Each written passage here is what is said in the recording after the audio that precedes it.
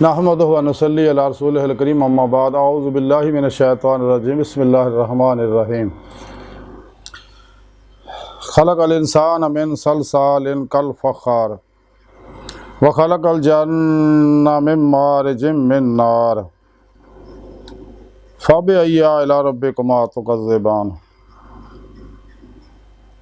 रब्बुल मशरिक़ैनि व रब्बुल मग़रिबैन। सदक़ल्लाहु मौलाना अज़ीम व सदक़ रसूलुहुन नबियुल करीम। ला इलाहा इल्लल्लाहु मुहम्मदुर रसूलुल्लाह क़ुर्रतु ऐनि बिका या रसूलल्लाह सल्लल्लाहु अलैहि वालिहि वसल्लम। लब्बैक ग़ज़वा हिंद लब्बैक लब्बैक या गौसे आज़म लब्बैक लब्बैक या रसूलल्लाह लब्बैक लब्बैक अल्लाहुम्मा लब्बैक। अज़ल तो लैके अब तक अल्लाह सोने की बेहद हमदो सना अल्लाह के प्यारे हबीब ते बेशुमार दुरूद सलाम तो बाद काबिल सादित राम मुअज़्ज़ज़ आमीन आज दे दरसे तसव्वुफ़ दे अंदर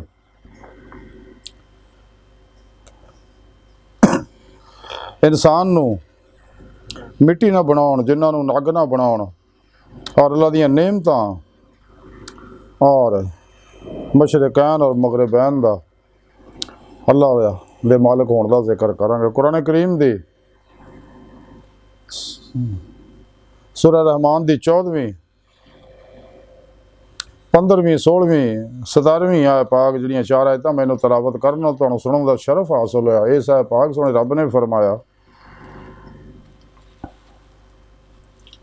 सोहणे रब ने फरमाया इस आय पाक च इन्हां चारे आयतां च कि अल्लाह रब्बुल इज़्ज़त ने उन्हें इंसानां नूं ठीकरी की तरह बाईदी हुई मिट्टी तो पैदा किया और उन्हें जिन्हां नूं अग दे शोले तो पैदा किया। और तुसीं अपने रब की केड़ी केड़ी नेमत नूं जुटलाओगे और वो दोनों मशरकां और मगरबां दा मालिक है। अल्लाह रब्बुल इज़्ज़त ने इन्हां आया पाक दस्सिया कि मैं इंसानां नूं मिट्टी तो पैदा किया, जिन्हां नूं अग तो पैदा किया। जिन्हों इंसानों अपने रब की केड़ी नेमत नूं जुटलाओगे तुसीं गिण भी नहीं सकते। तुहानूं इन्नियां नेमतां दित्तियां और मशरक और मगरबां दा मैं ही मालिक हाँ। ते इंसानों तुहानूं ये नेमतां जिहड़ियां मैं तुहाडे वास्ते पैदा कीतियां ताकि तुहाडीआं तबाही ज़रूरतां पूरियां हो जाण और तुहानूं मैं अपने वास्ते पैदा किया। कुरान पाक च सारा प्रोग्राम दस दिता अल्लाह रब्बुल इज़्ज़त ने।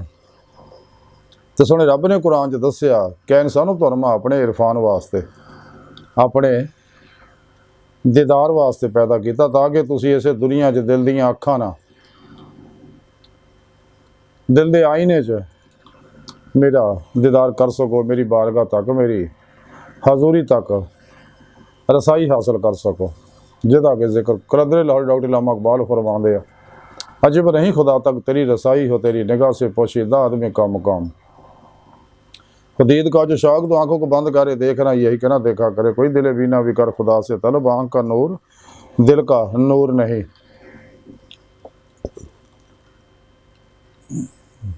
तो ऐ सीरे मकान ला मकान से दूर नहीं, वो जलवागा तेरी खाकदां से दूर नहीं। जिन्हें मैं ढूंढता था आसमानों में ज़मीनों में, वो निकले मेरे खाना दिल के मकीनों में।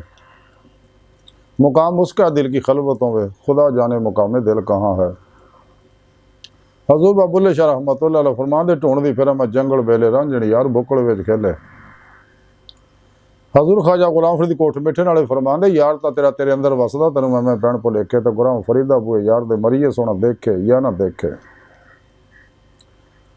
तो सोहणे रब ने अपने दीदार तक पहुँचने का तरीका भी सोहणे रब ने कुरान च दसता, वब्तगुल हल वसीला वजाहिदू फी सबीलिही लअल्लकुम तुफलिहून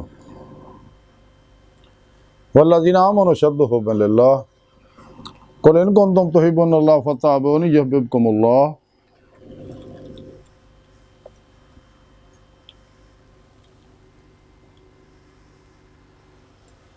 कि अल्लाह रब्बुल इज़्ज़त दी बारगाह तक रसाई जिहड़ी है वो ਪੀਰੋ ਮੁਰਸ਼ਦ ਦੇ ਔਰ ਅੱਲਾ ਦੇ ਪਿਆਰੇ ਹਬੀਬ ਸੱਲੱਲਾਹੁ अलैहि वसल्लम ਦੀ ਮਾਰਫਤ ਹੀ ਹੋ ਸਕਦੀ ਹੈ, ਹੋਰ ਕੋਈ ਜ਼ਰੀਆ नहीं। यही अल्लाह की सुन्नत है, यही अल्लाह का तरीका है। तमाम अल्लाह वाले इस जरिए ना अल्लाह की बारगाह तक पहुँचे।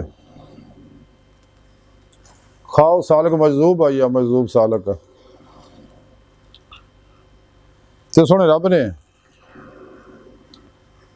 ये दसिया कि मैं हर चीज़ का मालक हाँ, मशरकों का भी मगरब का भी।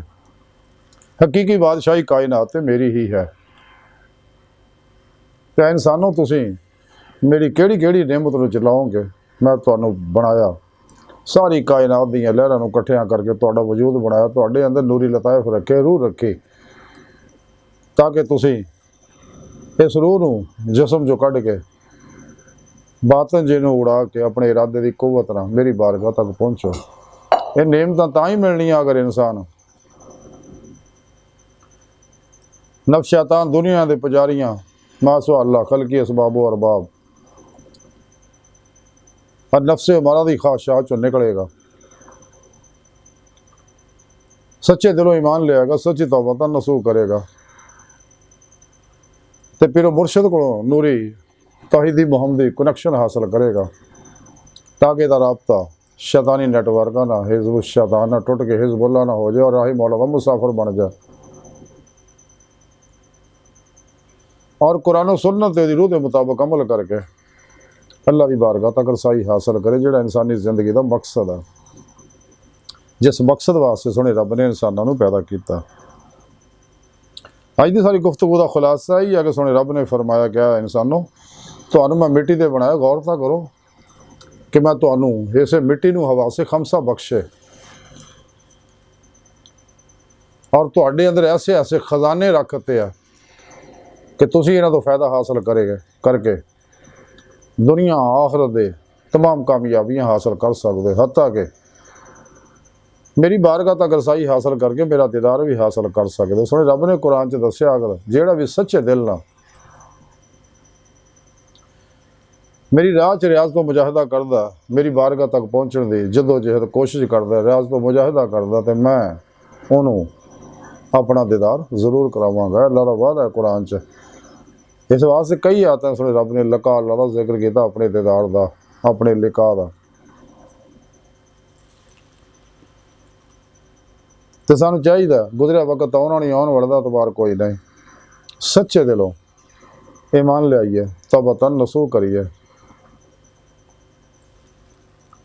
सच्चे दिलों ईमान लियाइए, तौबतन नसूह करिए और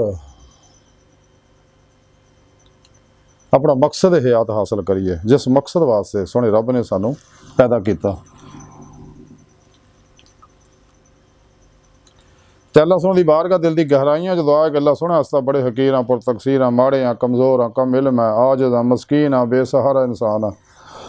साए पीरो पेशवा दे तेरे प्यारे हबीब सल्लल्लाहु अलैहि वसल्लम दे और स्वाए तेरी सोहनी ज़ात दे साडा कोई सारा नहीं। सानू दुनिया कबर और आखिरत सारा अता फरमाए, अपने दायमी दीदार दी नेमत उज़्मा दौलत कुबरा अता फरमाए। अल्लाह बस ते बाकी सब हवस है, वमा अलैना इल्लल बलागुल मुबीन।